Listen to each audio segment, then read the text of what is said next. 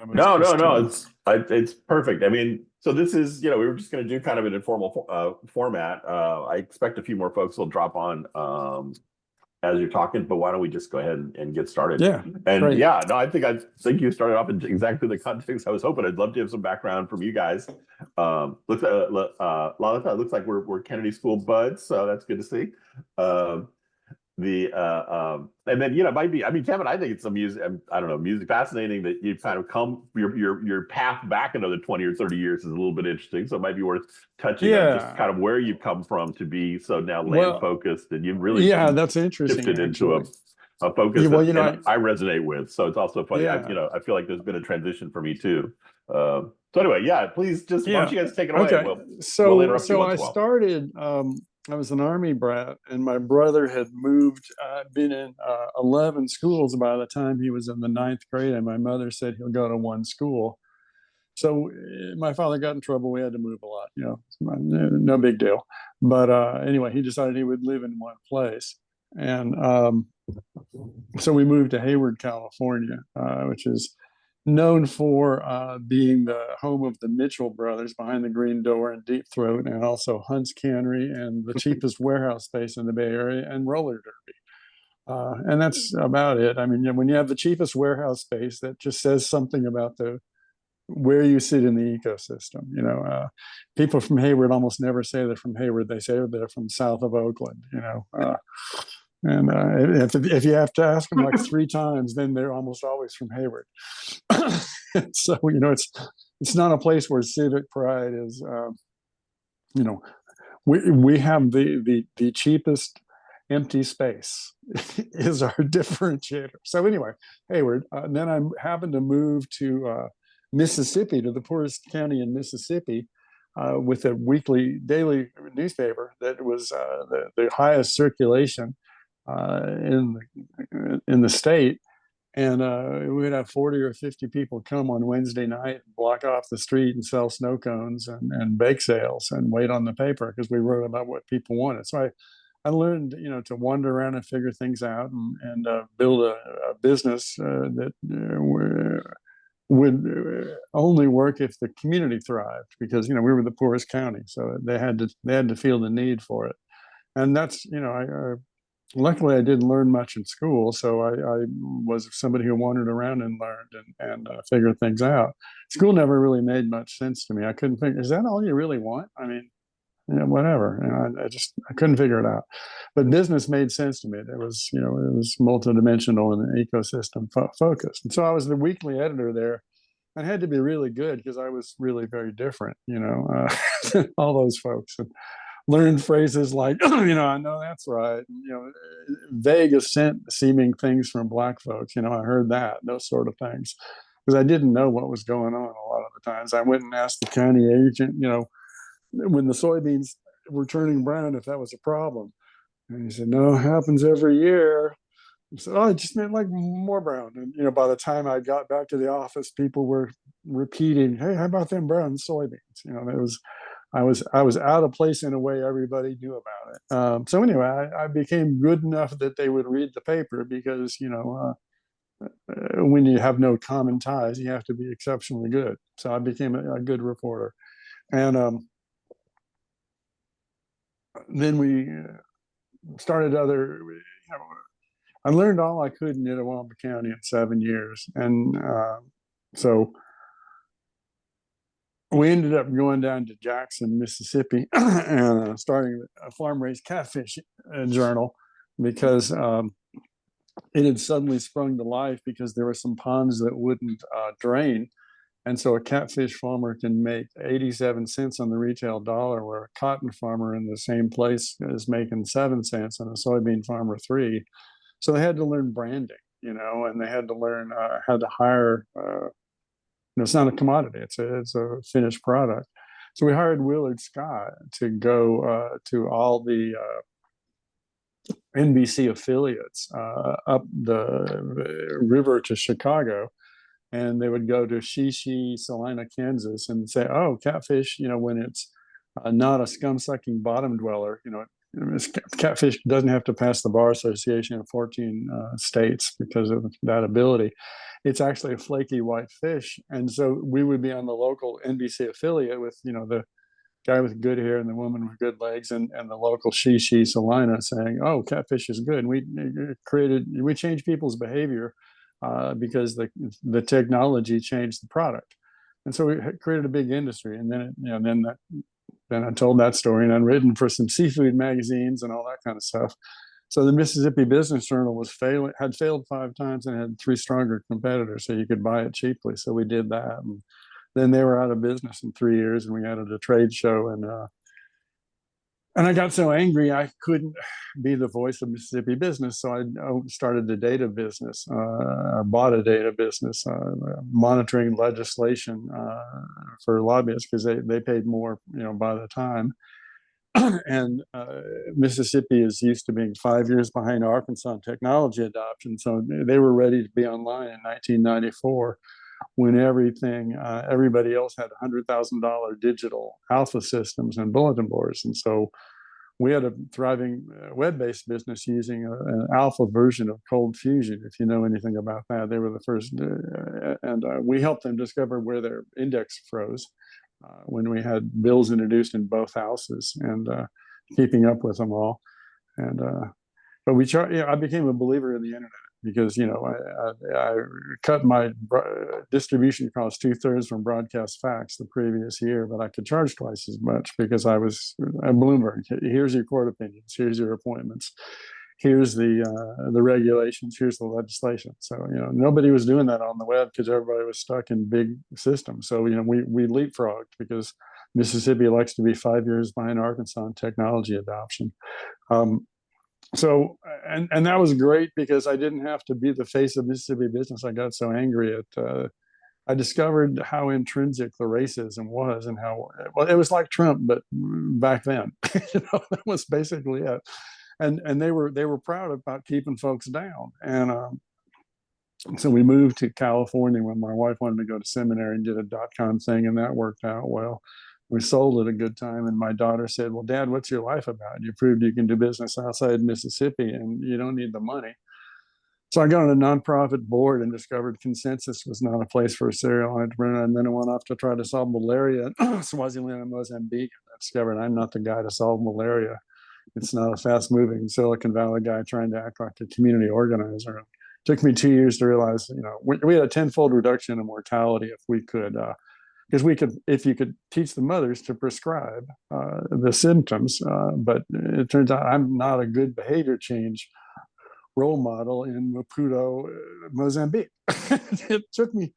I was doing everything right, and I was just the wrong guy. So anyway, stumbled back, did an impact fund, went into Bill Gates' office, and he said, "Stop! I can't be around this idea." We were going to invest in one of his direct reports doing fair trade coffee. And he said, "I can't be around this idea. I have 2 pockets. I want to do one pocket, then I want to put all the money in, and then I do another smaller pocket to do good. If you say there's a link, you have to get out of my office." That's 16 seconds in. And so we got kicked out of 2 other billionaires' offices. Well, actually, they left us pay for breakfast, and I realized they were thinking wrong, and it was like catfish. This was something new, and they needed to think differently. And so it made SOCAP into a festival, so you couldn't, you wouldn't think your way into a new way of acting. We wanted you to be overwhelmed and drink from a fire hose, and we tried to target the amygdala or the prefrontal cortex. You know, all these crazy fools trying to define how they do good, and they wanted to quantify good and thought they got more of it. It's crazy shit. People with analytics, man. I mean, they slow everything down, and they make everybody risk averse. So we did that. It got big, and then we got bad sponsors in who were doing good things. I mean, they hired the best people in impact, Ben Jealous, and they hired, and they hired Deval Patrick, but then they were also doing private prisons and privatizing water and shit like that. And I didn't want to be around them. And SOCAP wasn't working for everybody, and it worked for Africans much easier than African Americans. And thinking back to Mississippi, I was not surprised because the only person of color who ever came in the front door was a doctor from the mission field, and all the black folks from town had to come in through the kitchen of the tool shed. And so it's just easier for, racist white folks to deal with Africans, and especially if they're liberal. don't trust those white liberals. I'll tell you what. When I moved out to California again and I discovered racism, I discovered white liberals lie. And in Mississippi, the racists never lied. So I don't trust those suckers. That's what I think. So anyway, we do a place now called Neighborhood Economics, and it's where people repairing local condoms, we bring them together. And now we're doing a place-based conference in September, Neighborhood Economics, and the most differentiated industry is our biomedicinals. And we have this thing called Guaranteed from Seed at Warren Wilson College. And that can stop wild harvest that really damages the riverbanks when you try to, these redneck ginseng hunters. And so we will have a standard that is enhancing biodiversity that we think we can sell to the rich tourists who come to town. And Lolita's helped me figure out that industry. And then we've got this new Give to Invest tool. That's really what we're focusing on. So that's more story than you wanted. I'm sorry. That's fantastic. Lalita, maybe you want to give a quick overview of where you're coming from on this too?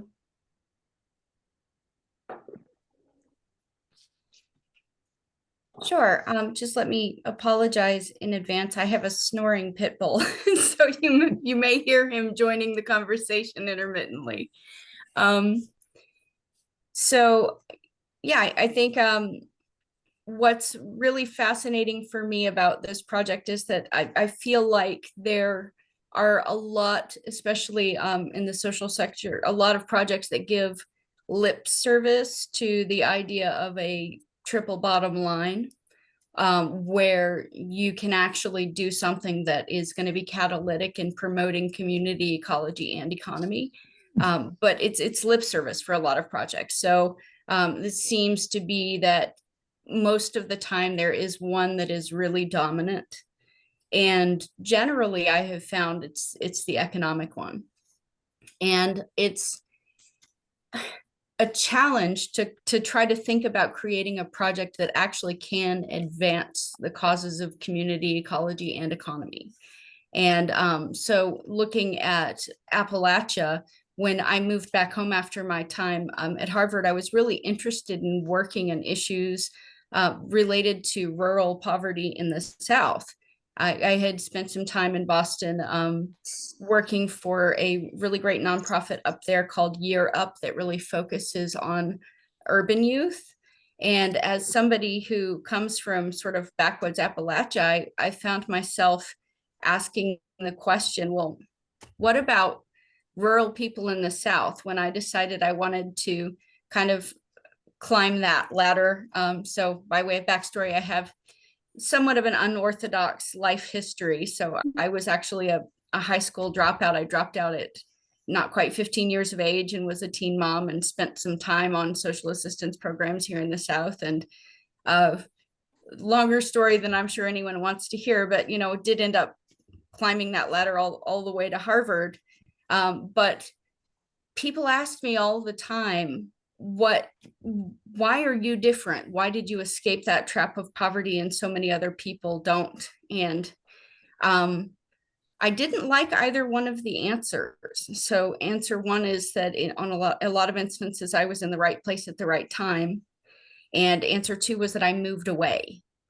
And that seems to be the social sector's answer to rural poverty in the South is just move, just go somewhere that there is an opportunity.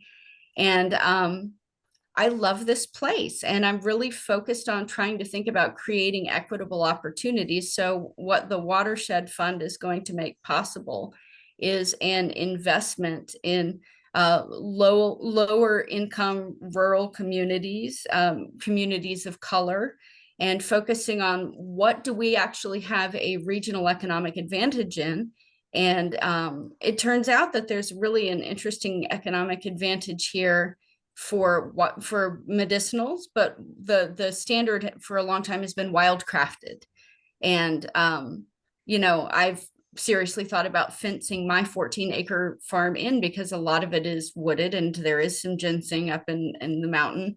And what you get is poachers, people coming in and ripping the herbs out of the mountainside and selling them. Oftentimes people who don't really have access to any other sort of economic opportunities. And it is oftentimes an act of desperation, but thinking about how we can disrupt that cycle of poverty and leverage our regional economic advantage around things like tourism and agriculture to make a difference is something that really inspires me. So we're looking at this Give to Invest tool that is going to be a donor advised fund based approach of impact giving that I think is really powerful, because you can give out loans for, say $10,000 to a farmer who's wanting to break into the biomedicinals market, offer something that isn't ripped out of the mountain to the local economy.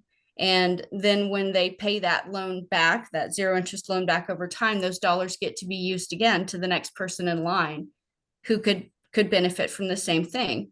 So you're disrupting the cycle of lower income farmers in the South having to sell their land off acre by acre to pay their property taxes and still not make enough to get by. It's an opportunity that they can engage in to prosper. And it's serving a really important ecological function of preserving some species that are really threatened in the wild now because they're being overharvested. So it just kind of draws together all of the things that I think are really important for this place in this point in time in terms of supporting the community, creating equitable opportunity for people, and doing something that's going to promote biodiversity instead of just serve an extractive function of pillaging nature for economic profit. And is this what Kevin's been referring to as the Watershed Trust, or is that a different? There's a lot of, you guys got a lot of balls in the air here, and I've been trying to put them in categories here. So right. She is talking about the fund, and then this tool. We were looking at a watershed dividend, and that's down the road. So really just the fund, and then the fact that it is this mashup giving tool that makes what it does is there's some really cool giving to invest funds that were at our conference, but you need $250,000 to play, right? And then, but you get the money back into a collective account. And the Impact Assets has made this platform so you could get in for just $250. But then with Eagle Market Streets, with Impact Assets, you need $25,000. So it's still a little hard for folks. With Eagle Market, it's a local CDC that I've done things with a lot. You can get the money out for $5,000. So, and you can move from giving to invest. And suddenly you have a more powerful giver who is surprised by the money coming back. My gift came back. Oh, I feel good. That's strange. That's new. Behavior change experience. I don't know. I think they'll feel really good and they'll feel really powerful. And they'll be more connected because they'll be like in a Kiva loan where you see the money come back, you stay connected. Unlike Kiva, the big problem with Kiva that nobody talks about is you need 25 friends with $25 to get on the platform. So the folks I work with that don't have friends and family money can't get on Kiva. It just does not work at all. And it's a wonderful platform for the middle class and privileged. And it does really great work, but we go a sector below that to folks who don't have 25 friends with $25. So anyway, this tool, you can get it out really democratically at $5,000. So it could be, we're hiring somebody to go tell that story to garden clubs. And if the garden club needs a CapEx that, a walk-in cooler or whatever, you can invest. If you already have a donor base, then you can give to invest. The money comes back to their personal accounts. And then they hopefully stay more connected long-term to the garden, because that money, they could set aside half that money that comes back to the garden, and then they could keep investing again and again in the garden. So you can think long-term. It's an investment tool that lets you think on the timeline of a forest. Forests need 20 years. Riparian restoration is 20 years. I work with Sean Paul at Ejido Verde, who I'm sure you've had present, and they have a 10-year horizon, and that was really hard. Forestry funds like 7 years, and he had to stitch in all kinds of 3-year money. And now he's at the point where it's paying off at, I think 14%. It's a wonderful thing. But forestry money doesn't match forest regeneration. So this can be a regenerative tool that you know, can work on the timeline of forest regeneration and riparian repair. That's one of the really neat things about it. And so this is, Michelle, why don't you go ahead? I'm so glad y'all are here. Thank you, Kevin. I live right up the road in Asheville. I think you and I have Yeah. met. Mutual Yes. friends every day. Lolita, it's great to have you. Thank you. I will be showing up at some of these meetings because I'm deeply curious about it, and I'm so excited about it. Water's, you know, one of my first passions. But this is about governance. This particular call is around governance. And so I'm curious, and I came in a little bit late, you may have been talking about it. I'm curious about that structure. Like, are the farmers there as y'all are developing the governance? Who's there in the room, and what kind of structures are y'all using? Can you talk a little bit about that?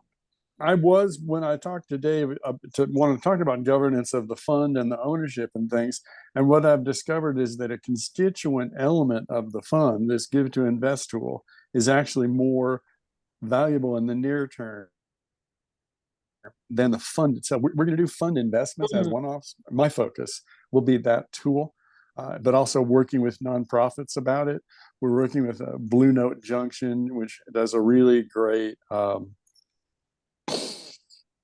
well, it's a real estate, BlueNoteJunction.com. It's commercially owned, community-owned commercial real estate, food, forest, venue, and work for co-working and you know, revitalizing a community. It's a really great real estate project that people could give to it. People could invest in it. There's a coalition of 9 CDFIs that are doing it. It's a real neighborhood transformation by folks who are credible, and now they can give to invest. And so we're working with them as one of the first, investee with his tool.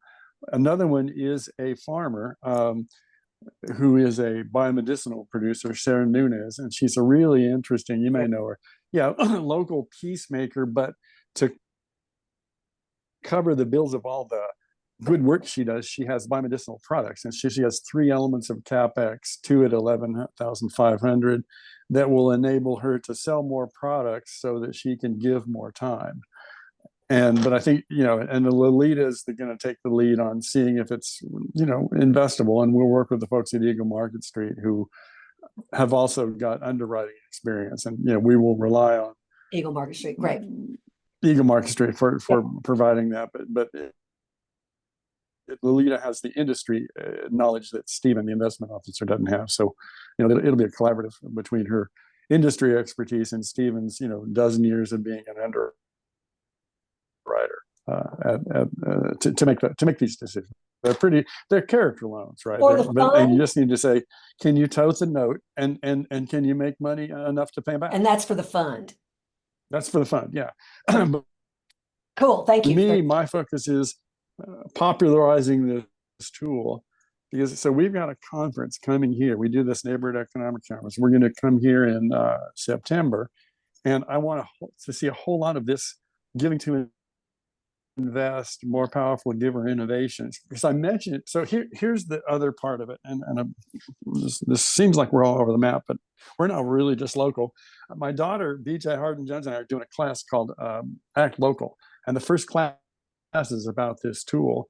And so Dwayne and Safi from Blue Nut Junction Hood Hugger will be the examples of people using it, along with Stephanie, who kind of built the thing with me. And we're also doing it with this biomedicinals producer, because we have a competitive advantage, as Ricardo would say, in biomedicinals here, especially guaranteed from seed, that you know that your medicine didn't harm the planet. We have a standard that can do that. Nobody else is doing propagation from seed from black cohosh, golden seal, and ginseng.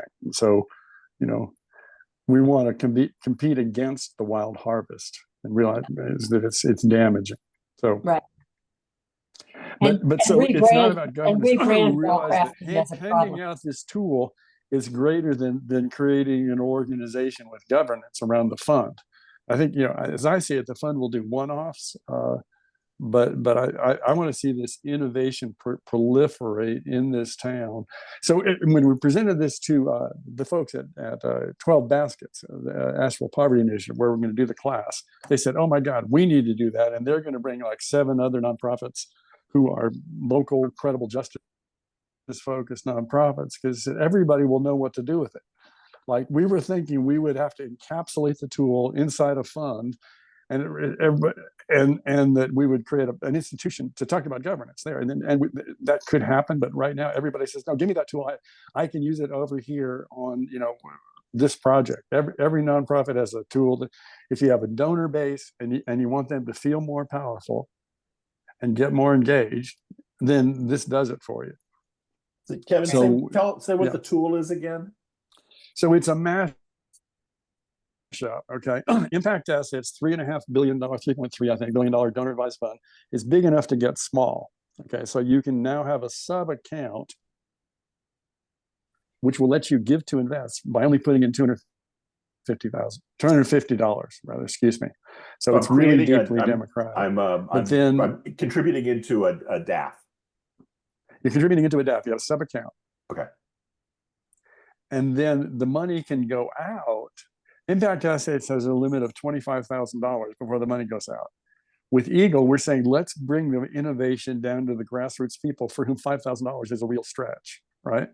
And so you can get the money out through Eagle, a CDC, through these character loans, whatever you want it to do, giving to invest at $5,000.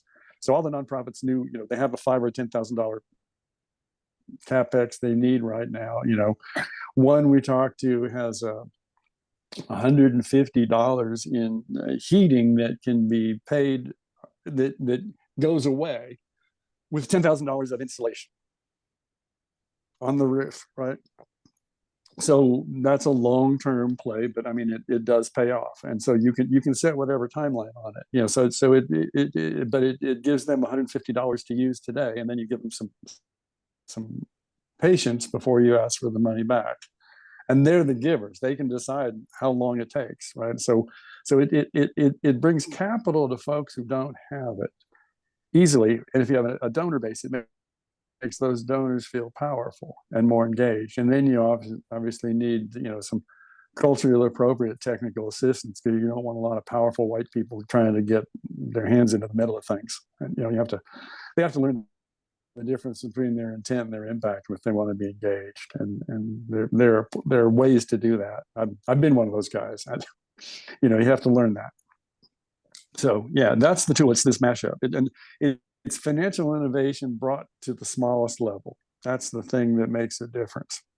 But it's behavior change, just like catfish. Well, Meg is asking about where she can read more. And Meg, if you have questions, maybe you speak up too. I know, Kevin, you've been writing some stuff down, and you guys have the wiki. But I don't know if there's a best place to follow. We haven't, this has been moving really rapidly in 2 lengthy emails to the people involved. And does. I've got to write a story about it so I can point to it.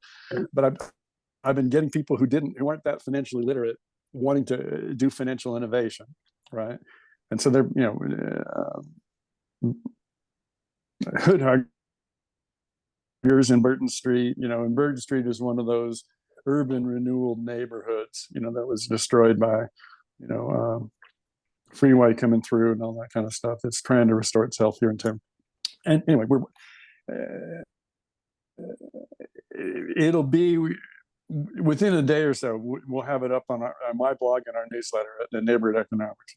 Right now, all I've done, Meg, is explain it to all the players, and they say, "Yeah, that makes sense." I mean, the neat thing about it, it's a simple enough idea. You need $250, and then when you get to 5,000, the money goes out.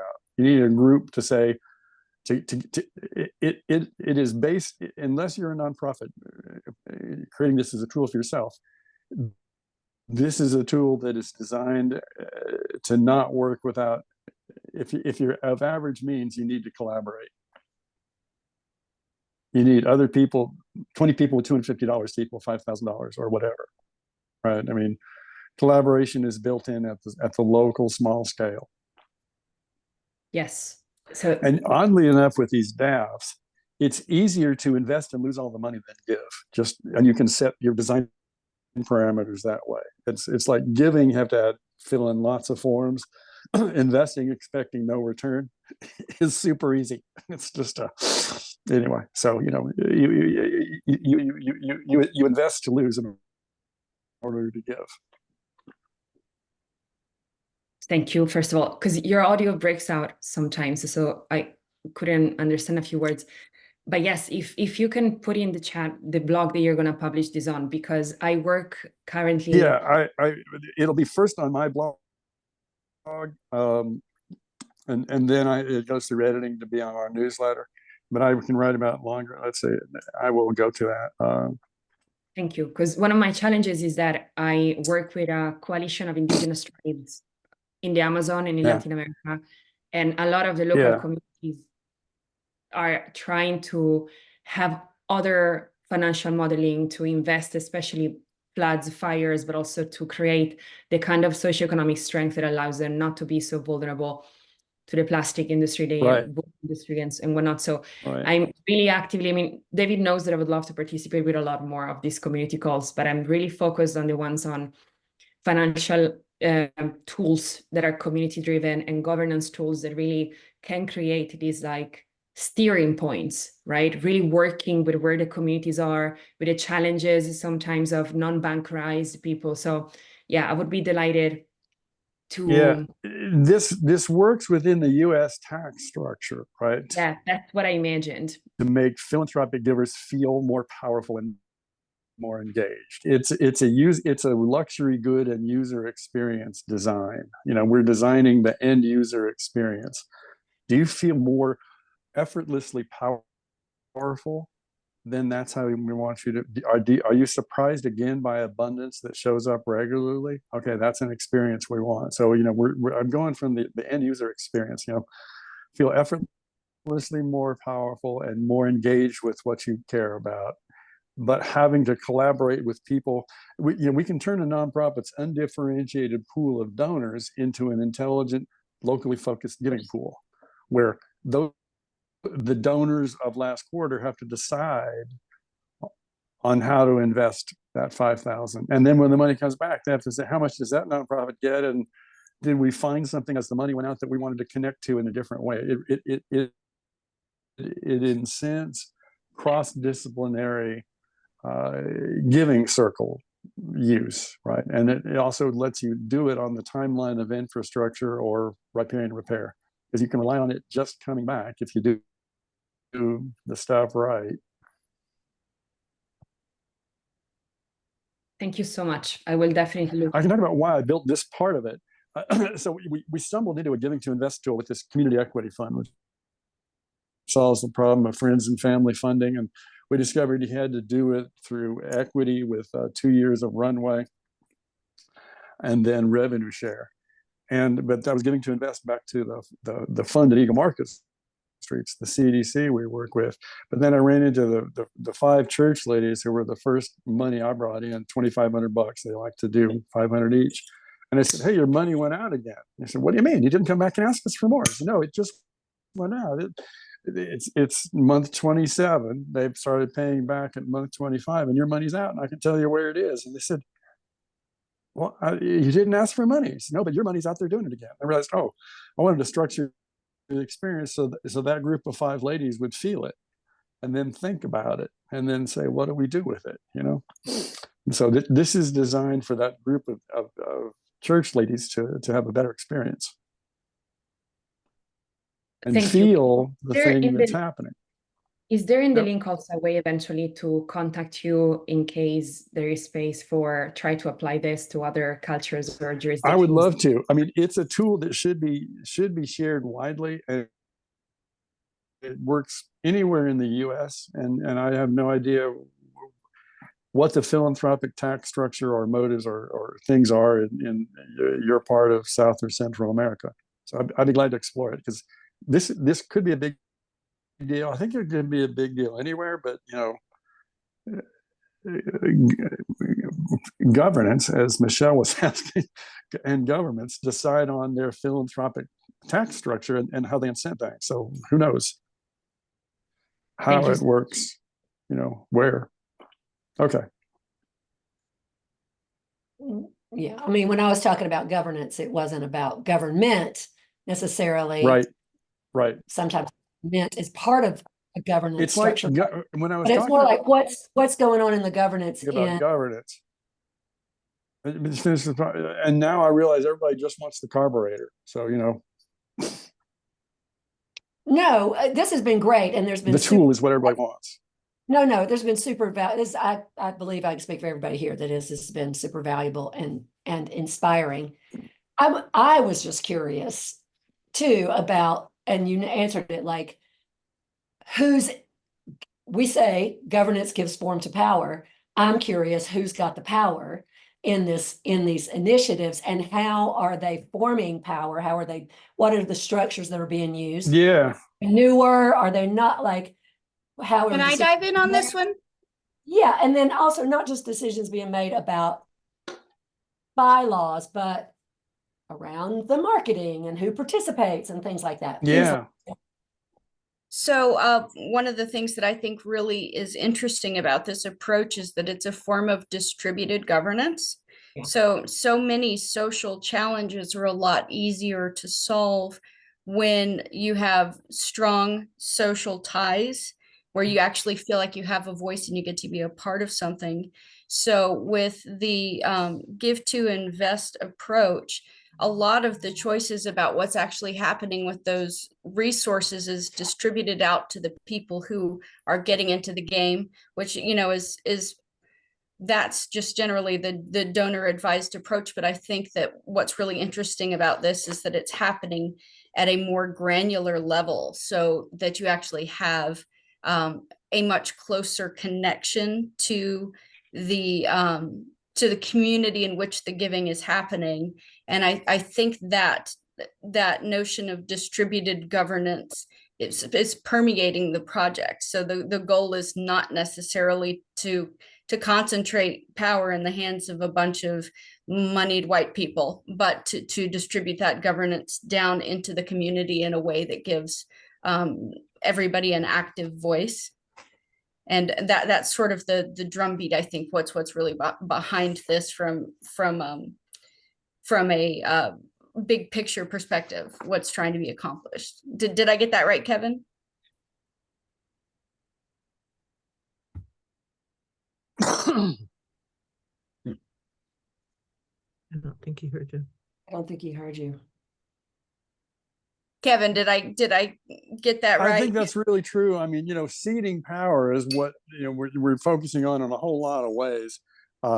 There's a fund that Vanessa Roanhorse is part. One of it got some money from, that is the Impact Fund that we had at our conference, and it's a thing where a collaboration of funds has given the power of distribution of it To those who are going to be receiving it. You're breaking up, Kevin. So.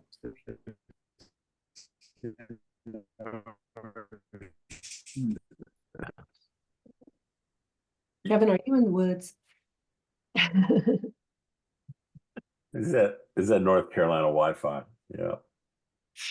Perhaps not in the woods, but he is in the sticks. Rural broadband problem here. Another video, it'll make it easier. Yeah, we can't get broadband, but we can see it from here. Classic. I see Rick's hand. I hope you can respond to it without interruptions, Kevin. I wanted to get a sense from you, where are you on your growth curve, number one? Maybe you could share just a couple of stories of success stories, and what will help you accelerate your growth? What's needed to do that? And what is success? Yeah, where am I on my growth curve? These are like business school questions. I don't know how to answer that kind of question. We've succeeded 9 out of 10 times in business with my wife. The one time I did it without her, I didn't succeed. I didn't lose my house. I thought I was going to. We were trying to do with the internet what you couldn't do without the internet. What we were trying to do, with the internet. This is a new thing, and it's a new tool, and it's the demand for it is so surprising. I'm hiring somebody to go tell the story and listen to what everybody's saying, because that's what needs to happen, and it doesn't need to be somebody who's like me, who's asking people how it works, or telling them in the civic clubs and garden clubs how it could work for them. So Stephanie had somebody that a Black woman who runs a marketing thing, who's going to go out and tell the story and listen to the story. So that's where it is on the growth curve.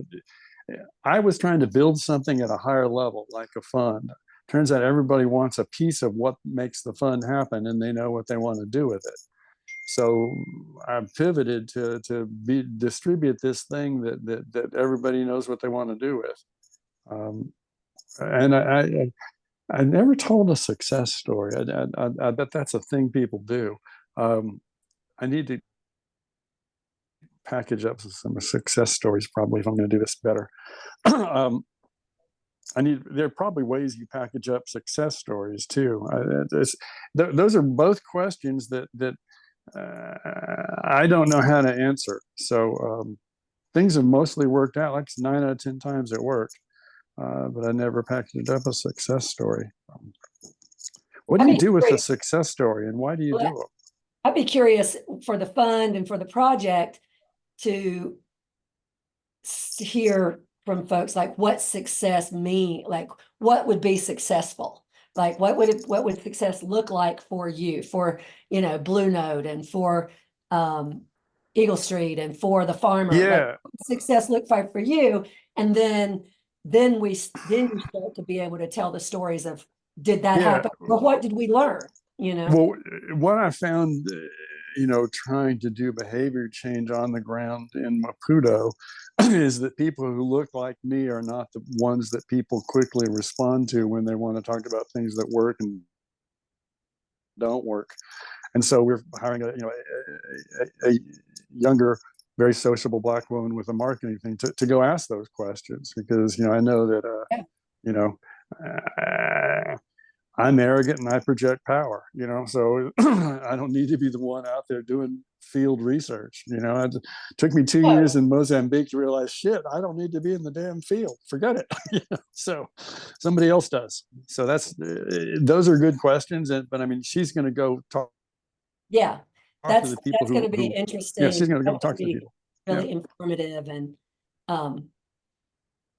so I'll stop and let others. Well, if I could, I was working with the folks at UCSF wanted me to work on Hunter's Point with helping women change from realizing they need to be more concerned about heart disease than breast cancer. And working with them, I realized, shit, I'm so much not the right guy to ask these women these questions. and so they wanted me for my analytical whatever to ask the questions. And it's like, they're not going to tell me the truth. Good Lord, what was I thinking? So anyway, so I don't do that anymore. well, one of the reasons those are good questions. Yes. One of the reasons why I asked was that it sounds so intriguing. I don't know the all of the details, but it's a very attractive thing to try and do regeneration, revitalization of rural communities. I'm a physician. I've worked in rural communities, and 2 periods of my life. The second period of my life, it was far worse than my second period of my life. I mean, the level of lack of healthcare, on and on. It's just and so I admire you doing this work. Even if it's not your shtick, so to speak, it might be worthwhile trying to find somebody who could do a documentary about the work. And I might have a few leads for that, because I know it's not something you would want to do, but if somebody else were doing it and they could capture some of the essence. If they found it interesting, I'd love them. I think we're figuring stuff out, because this is a surprisingly powerful tool, and our innovation was to make it small, right? When I talk to some folks, about this giving to us, you can scale that. I said, no, what I want is for it to be small and everywhere and available. You take the innovation down to the folks who don't really get the, economic power delivered to folks who don't have it is what we try to do. And so we designed it for them. And so anyway, that's that about that. Well, just one quick thing, which is this may again not be your shtick, but there is an organization called Exponential Organizations that talks about how to exponentiate change. I know somebody there who's interested in rural regeneration and could be a connection for you. Yeah, sure. We want to connect. Name you just, but we want to start connecting. Because the thing about this is everybody gets it. You don't have to explain it much. Yeah. You need 5,000 to get out. You need 250 to get in. Where I see a potential small groups can do it. Where I see a potential synergy, he's working on a proposal about how to develop businesses for regenerative agriculture in rural communities. Yeah. And there may be some. And so you can have a page. That's totally where it would work, and that's where Lolita's expertise is. She's the domain expert here. I'm the think up crazy things and see if people want to play. And one last thing, where's you mentioned I read somewhere you're doing a course in Asheville. Is that there was one that was like 10 weeks, it was $100 that was in person? Yeah, we're doing that. That's my thing with my daughter. We now have somebody to do the Zoom. Okay. But it's not going to be a lot of Zoom. It's mostly local people working on things where somebody's doing something, and then some experts who are doing it from other places, and it's act local. I mean, the target is I'm in this group that Dave is into, these boomers who are doom scrolling gloomy, and I say, just shut the fuck up and do something local, and so it's for depressed, anxious, doom scrolling boomers. That's my target market, because I'm around those people and they irritate me. I can't tell that. No. What I can't see is how to sign up. I try to be patient. What I can't see, Kevin, is how to sign up for it. I found it on the Facebook page, but for the class. Yeah. Do I just show up with my? Yeah. We're working that out. We just have Eagle being our fiscal sponsor now, and we aren't sure how to get people to sign up. We do now have a QR code where you can give to. We have a suggested donation for the course, so we got that this morning. So then we'll have, once we have that QR code and the link, we'll do something with it. There is a thing. Let me see if I can. My daughter came up with the flyer this morning. Yeah, my daughter came up with a flyer this morning that's on my Facebook page, and I've tweeted. And I don't know how to put a picture in the chat. But anyway, we have a flyer, and we have a QR code as of this morning. So we're putting it together. Gotcha. Thank you. She makes it interactive because as people can hear, I tend to tell my story and keep going, and she will stop me and say, "Now listen to people," and stuff like that. Well, I've got one more tech question about the DAF structure, Kevin. So if I'm understanding this correctly, any organization would be able to kind of set up their $5,000 minimum DAF target. There's still an entity, there's a banking entity housing that DAF, right? It's kind of like fiscal sponsorship, but for DAFs. Am I understanding that correctly? Impact Assets will hold your assets. Okay, they're a donor advised fund platform that can get small. So your account is there. Dave Witzel and Dave and Margie and Sally's account is there, or a collective account is there.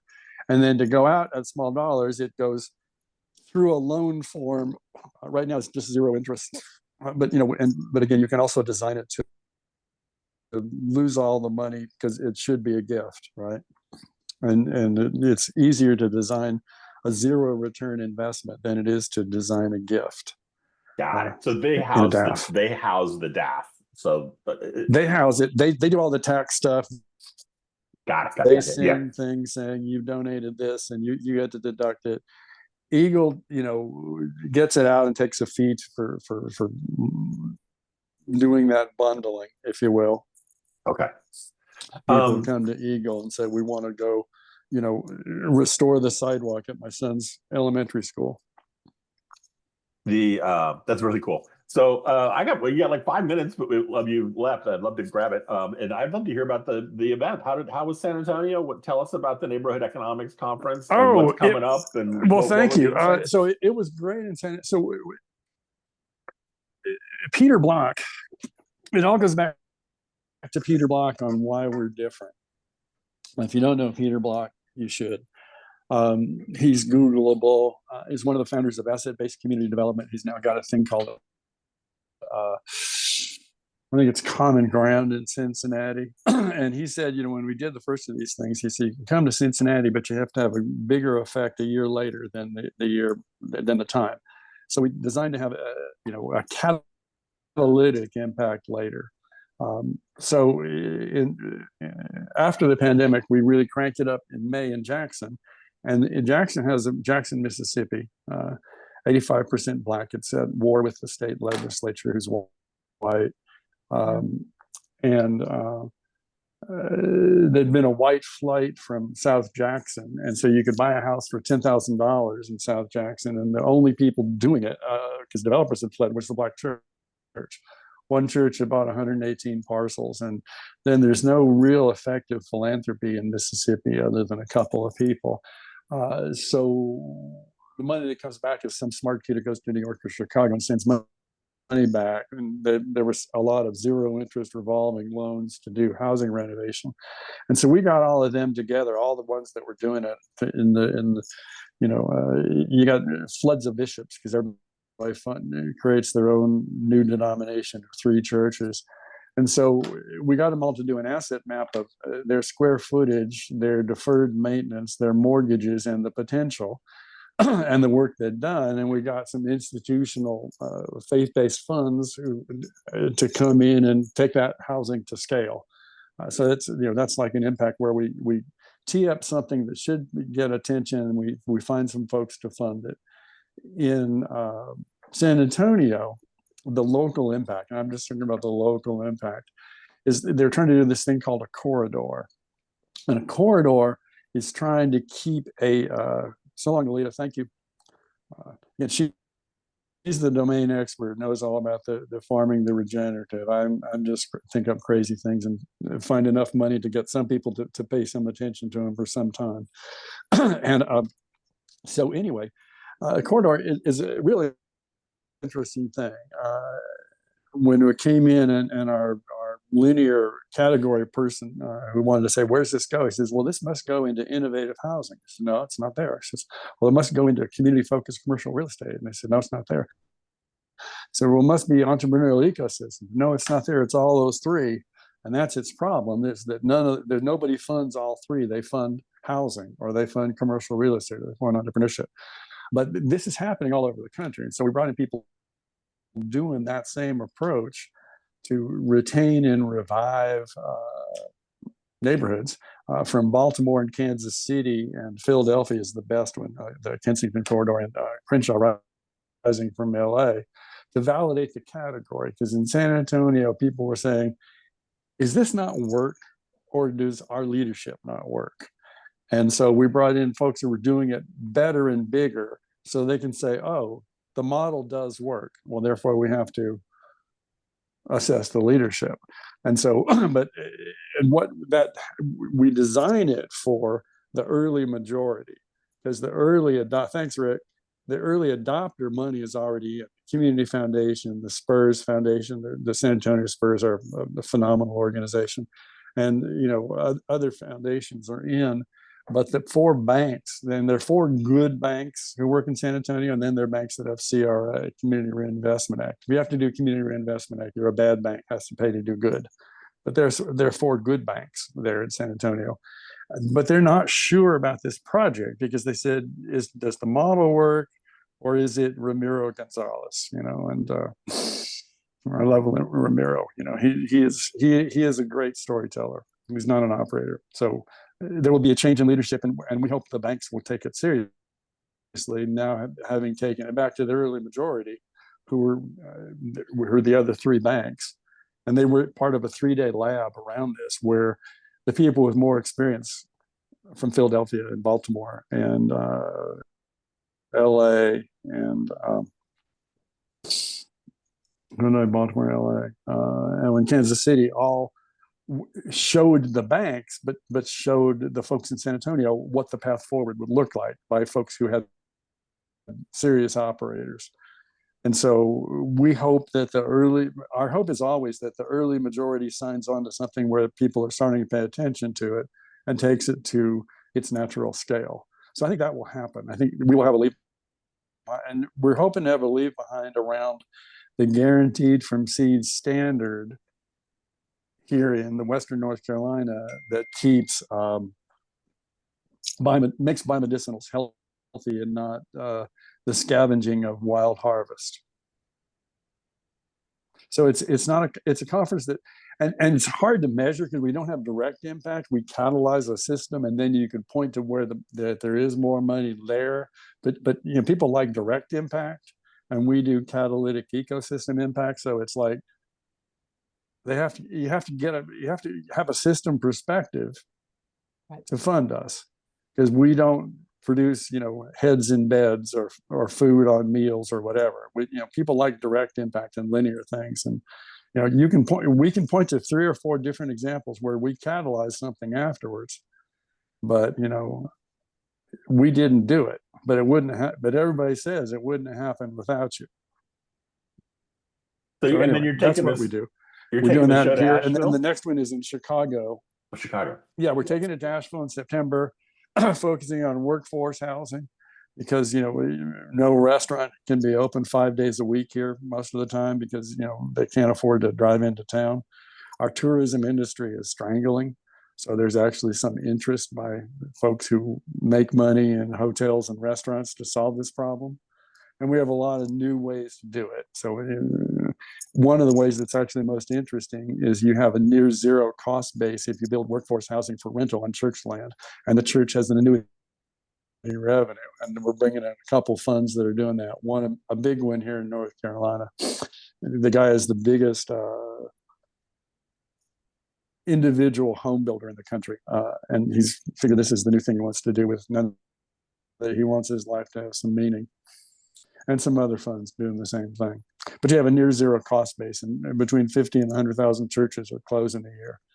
So it keeps them some revenue and turns their church into a public space, shared mixed use. But you also have some. Those are not easy businesses, co-working and those sorts of things. Using your kitchen, and that kind of stuff.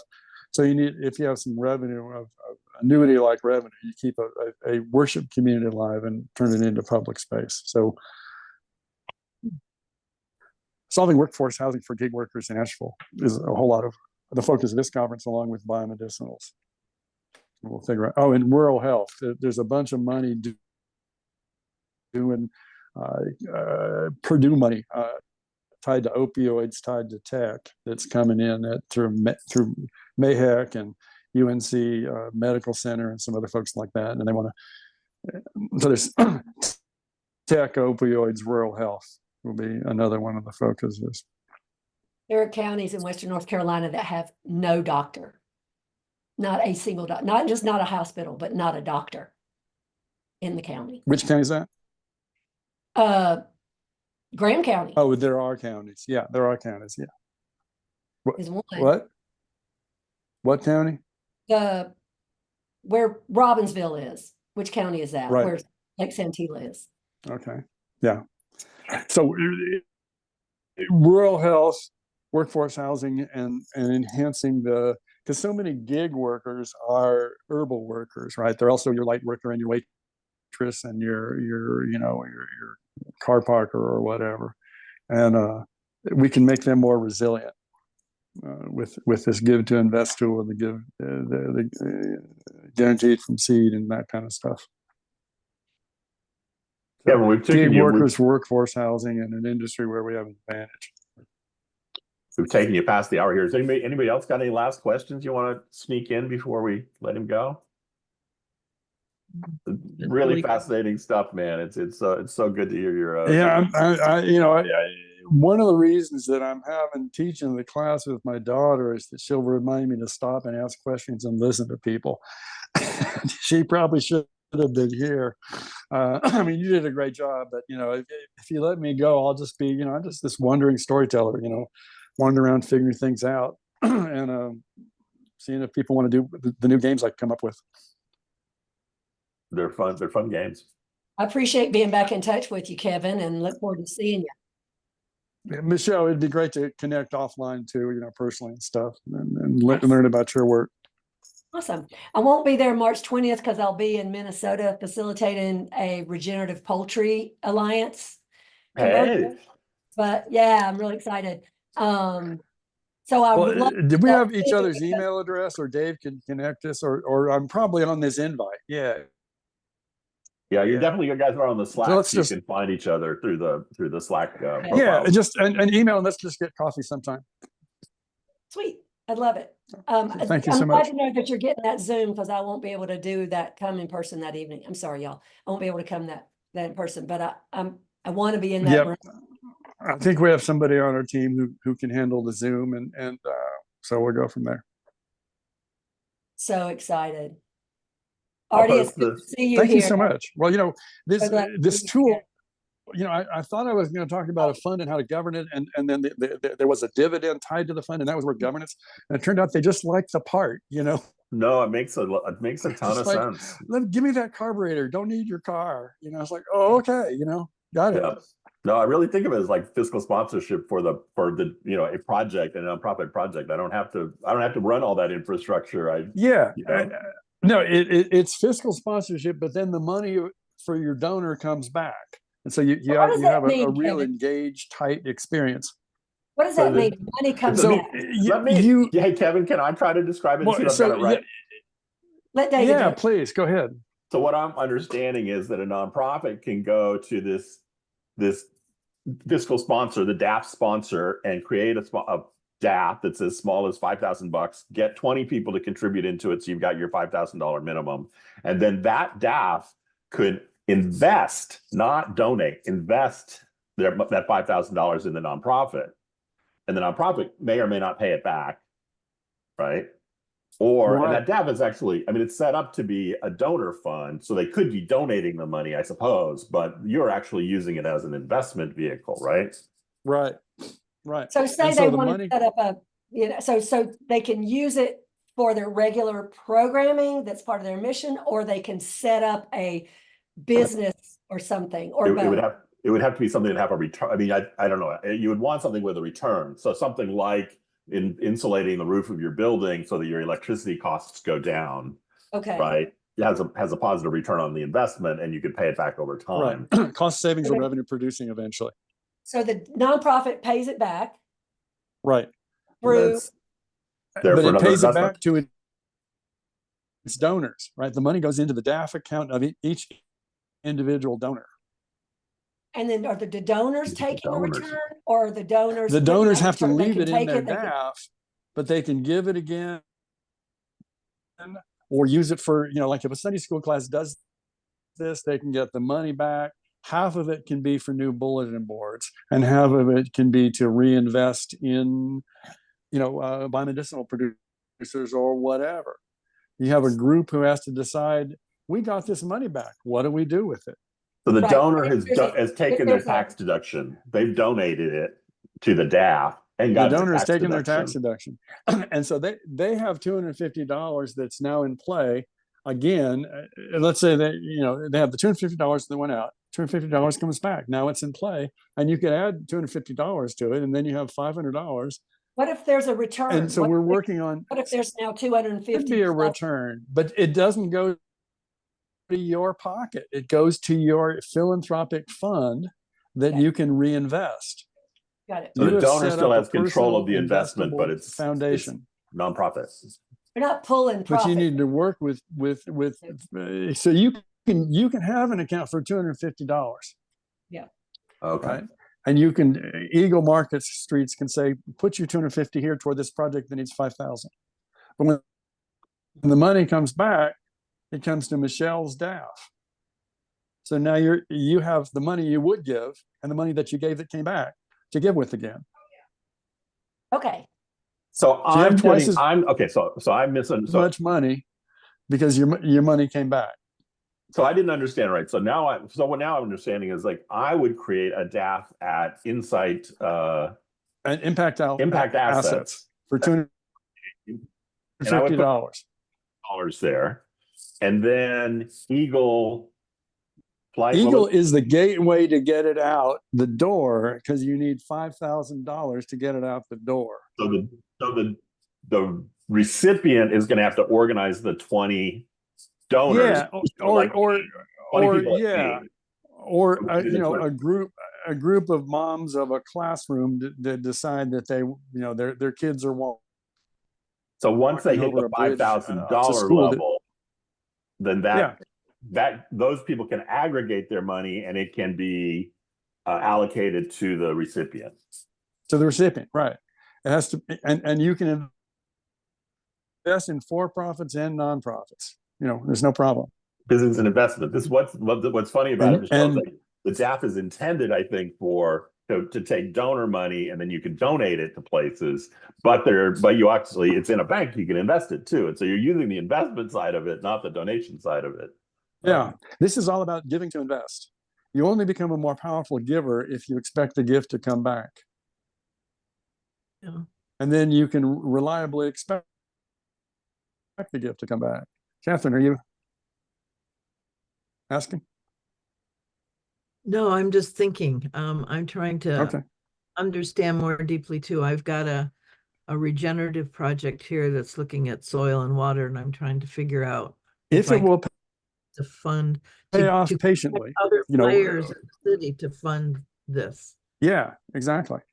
But if it's a dryer for your medicinals, that can be shared or whatever, or something you need personally for your project, it can be either. The $11,000 capex is for this. Yeah, right. Whatever. If it eventually could pay off, that's the design. But you can also use it for giving and just say this is an investment that will have no return. I think from a community perspective, which is what I'm looking at, to get people from the city who are interested in soil health and preserving the aquifer together to see that we would have money together to figure out what the city needs. Exactly. And be able to give money. This loan can be paid back by enhanced ecosystem services in your wetlands or whatever. I mean, obviously, wetlands. Thank you, Artie. Wetlands pay off. Wetlands reduce costs. Wetlands clean the water. There's all these ways. Ecosystem services can be put here easily. So how would I find out more about it enough to be able to talk about I'm going to write. Right now, I don't.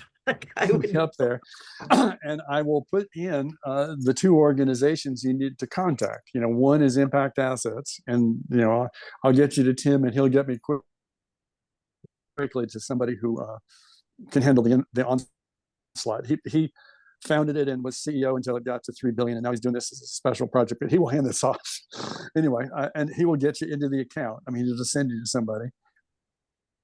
Okay. And then when you get your account and you get $5,000 in your project, Eagle Market Streets is the CDC we use. Any CDC can do this. You just need, and you might want a relationship with the local community development corporation.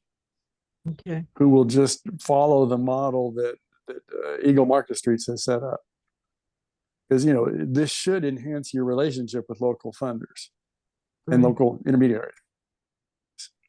Yeah, well, we do have a nonprofit that's very focused. I'm all for Eagle Market Streets growing, but they have a huge fiscal sponsorship practice locally. Okay, and we have one who does that too. We have a nonprofit that does a lot of local fiscal sponsorship. Yeah. And I'm gonna write a story that will try to be clear about the how-to process, and will connect people, and it'll be on my blog, and then it'll be, we'll have to figure out where it goes on our neighborhood economics newsletter and stuff. But I've thought it was really complicated, but it's really not. You get an account, and you do the account, and they have an app that's out next month, so you can do this on an app on your own with impact assets. I mean, that's the thing right now. Right now, you contact Tim, and when the app is rolled gold, as they say, next month, you don't contact Tim. You download the app, and it's all automated the way apps are. Okay, and that's and then you get to 5,000. You work with a local CDC, and you decide your investment parameter. Like, are we investing in this watershed for 2 years and 7 years at the same time? I mean, what are you doing that should have a long? What should be the timeline on payback, and how do you figure it? Well, we have a mini forest project that I'm hoping to kick off, so that would give us a 3-year and a maybe 5-year or 10-year time frame that we could actually measure. I would love to talk to you about that. I mean, I want to write the stories about this. I want this tool to be really popular and added on. I may go talk about it at SOCAP this year. They're a little bit afraid of me. I'm not nearly as much of a capitalist as they wanted me to be, and I question the power of capital all the time. Some of the guys who like their power don't like me as much as before I figured out that was not the way to go. Well, and there's a group, there's a black group here. But I mean, that could use us also to fund their center, which they've been trying to fund. Locally, we're hiring a wandering storyteller about it, for $5,000, who will be able to answer questions and sit down with your garden club and sit down with your civic club or your Sunday school class or your project and do that and come up and we'll have an FAQ by March 20th when we do the class with Stephanie. This is that class. I mean, because I'm not co-located. Is there what? Will there be that class on Zoom? I mean, you said you were there will be, but I'm in Spokane. We're working out. I'm not. We will have Zoom. And some of it will be. I guess none of the all the participants will be local on this one, but then we'll have people who can just watch and ask questions and stuff like that too. Yeah. All right. There's a staffer who I believe can do that we're scheduling a call with. Well, and I can help with this on Zoom. My daughter will make it interactive. That I could do. Yeah. My daughter will help me not talk so much.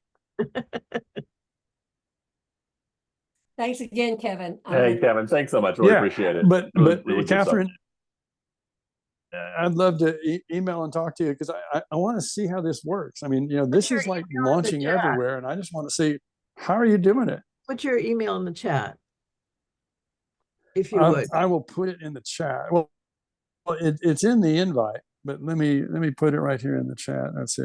This goes to everybody.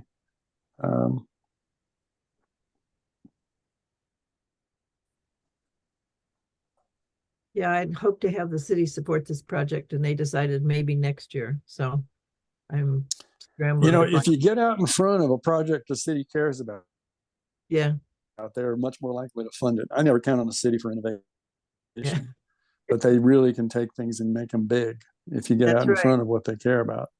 Well, I thought I'd done that, but housing is more important right now. We've got a huge homeless problem. Well. Okay, thank you, Kevin. Well, thank you all. This has really been quite a pleasure. This is so new that you're like the second group I've talked to about it. Because, we just did the innovation, the mashup at Neighborhood Economics. And now we have 2 people using it who are liking the idea. And that's as far as we've gotten. And I haven't done a how-to story. Well, I'm on the edge, so I've got to get one out this week. I'll grab it and make it go. And we've got a newsletter. I'd love to put you on the newsletter. Yes. But anyway, so we'll do a how. Where are you based, Catherine? I'm in Spokane, Washington, Okay, great. the other side of this And country. Nikki, thank you for watching. I guess you're still there. Yeah, she's in Portugal. Yeah, I'm here. I've just been, it's like a meh day. So I was just here listening for inspiration and Okay. yeah, grateful to hear what you're up to. Okay. Well, Dave, thank you for asking. Yeah, thanks for we're coming. down to Very the- much, to the Dave. core. This is Great, dude. wonderful. I'll Thank post you so I'll much. post the recording to the Slack and the chat and everything. And yeah, fantastic. And please come back and update us. Yeah, thank you. Yeah, we stumbled on something that's working better than we thought, so we stopped doing what we were doing, and we don't Yeah. really know what we're doing yet. No, it Except seems like it everybody fits in likes so to many what to nice do with it. places. Yeah, it's just a nice little device. Does, and making it small, like everybody wants to scale. It's like, no, make it tiny so it can reach folks that it wouldn't reach otherwise. Yeah. This is, oh, well, they have less money. So yeah, we're designing for those folks. We're designing a capital Well, it's innovation kind for of, and folks I without kind of, much I money. mean, my argument has been essentially regenerative is kind of tautologically profit, right? I mean, if you're making things more valuable. And the problem is kind of the time period it takes to get, in some sense, to the profit. Right, it's the timeline. Yeah. So if you can start, if you Exactly. can jumpstart things with a mechanism like this, the payback, you know. Exactly. Have you worked with flow money at all? Yep. Or Yeah, no, we used a lot of their model in working up our not slow money specifically, but the Bitcoin thing that Woody started afterwards. And there's a network of people doing these zero interest local loan things for farms. And we used a lot of that model in our initial thing. And then we realized, oh, if it's tied to a DAF thing, people won't be pissing about the return because it's not coming back in their pocket, right? So we wanted to shut up that part of the brain, keep it in giving, but do the same thing. And then intrinsically in this design, it forces people to talk to each other and collaborate, unless they can plunk $5,000. If you can plunk down $5,000, you don't need this tool. This is for groups of people who can raise $250, and it takes 20 of you or so to make it happen. Yeah, but it really supports the community development, which is what you really need to happen. It does, and the timeline is what you can do because it will keep coming back. You can design it to keep coming back, and then when it comes to you, you have to decide how much of it do I want to go out again. Is there something else I want to give to, right? So we're creating a marketplace. By the way, I didn't talk about this, but Michael Schumann, who with Main Street Journal and I and Impact Alpha are creating a roster of funds on their database at local investing funds under Impact Alpha, which is kind of like the Wall Street Journal of impact investing. So when the money comes back, you have a lot of other choices. Right. And we're going to hook this tool up to, affordable, innovative housing solutions and community focused commercial real estate and entrepreneurship, all the stuff neighborhood economics focuses on. And just say you can give it back to the Watershed, the commons in Spokane, or you can also do innovative housing solutions, So well, it's got that messy where I just don't feel like you're going to have it's not the same as like me investing my money because it's not. Right. So I'm still managing it, but it's kind of off my books. So it's give it away anyway. You're invest it and it doesn't come back. So I can be much more risk seeking, I think. I think that's my yes. I've done so. Let me tell you about a behavior change I tried that didn't work. And I was an investor in Alter Eco. We were the first institutional investor. They're a great company. They do truffles that are biodegradable. They're organic. They're fair trade. They were carbon negative with offsets, and now they're carbon negative with insets. They reduce the groundwater. And so I wanted people to know more about them. So I created a hoop fund. So when you would go and buy the chocolate, you would also get to invest in their supply chain. Well, it turns out I was inserting a serious assessment of risk and reward with a midbrain amygdala habit of getting chocolate. And so there were two parts of the brain that didn't want to be together. Assess risk, go to chocolate.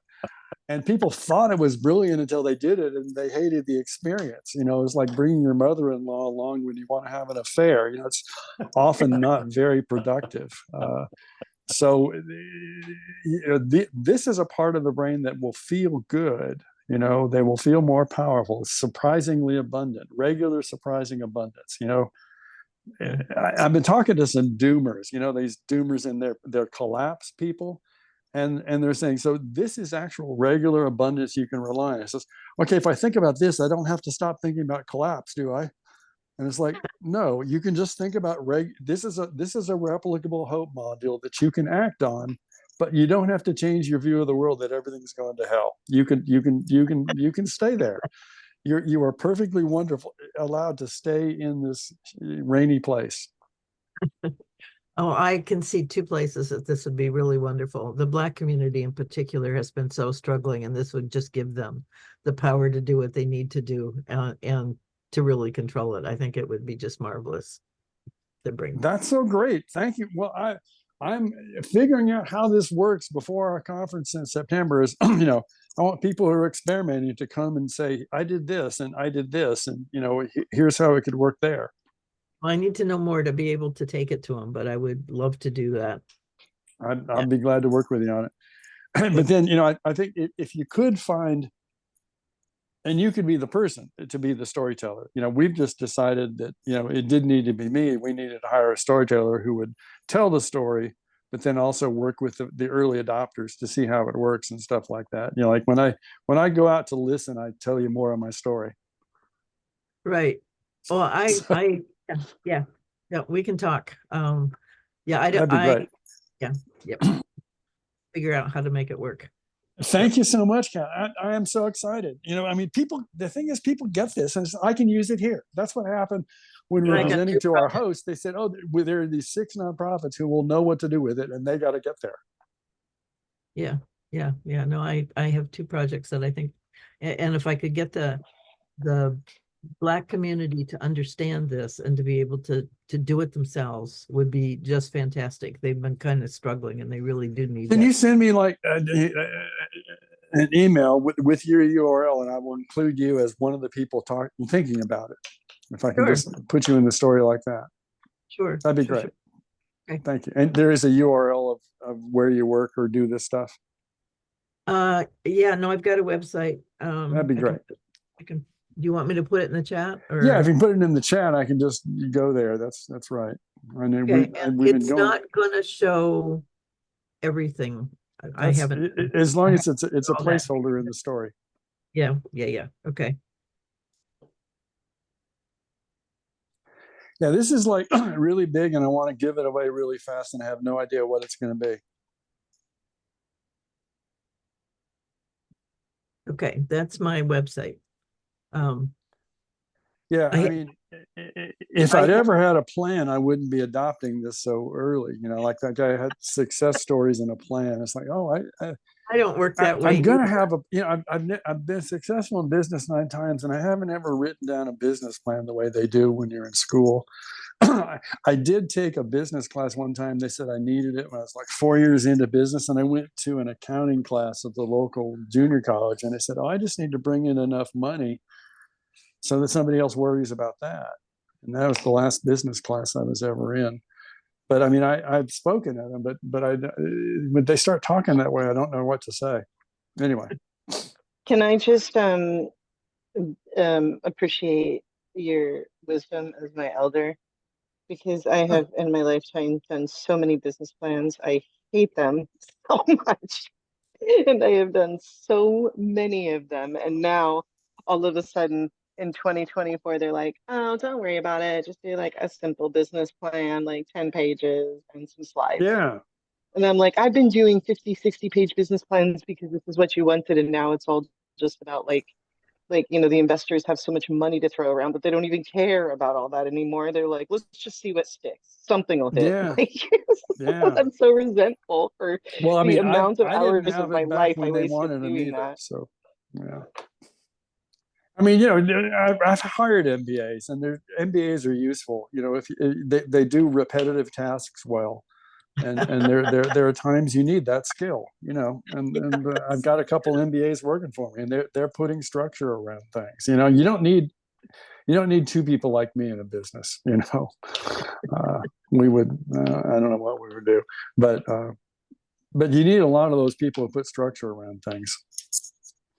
Yeah, well, that goes back to the governance thing, and I'm not so sure we need near as much structure as we think. I'm looking more to networks than I am to a focused kind of governance approach.